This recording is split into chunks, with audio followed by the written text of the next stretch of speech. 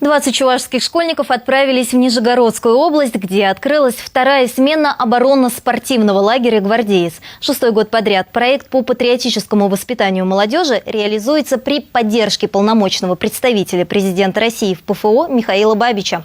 Более 2 недель ребятам предстоит жить по армейскому уставу и защищать честь республики на соревнованиях. По традиции, временное место жительства – казарма, каждый день строевая подготовка, общение с боевыми офицерами, изучение военных дисциплин. Не только в теории, но и на практике. Десятиклассники уже успели пройти курс по разминированию местности и пострелять из пневматической винтовки.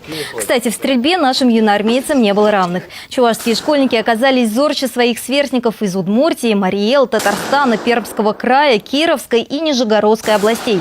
Среди участников «Гвардейца» ребята из неблагополучных семей, оказавшиеся в трудной жизненной ситуации, кадеты и воспитанники патриотических клубов. Многие на подобные сборы приезжают не впервые, так что суровыми условиями быта и ежедневными тренировками их не напугаешь. Здесь учат выносливости, сплоченности, взаимовыручки. Но главное, признаются школьники, появляется определенность, кем ты хочешь стать в жизни. Отметим, что за 2 смены лагерь «Гвардеец» уже посетили 700 старшеклассников.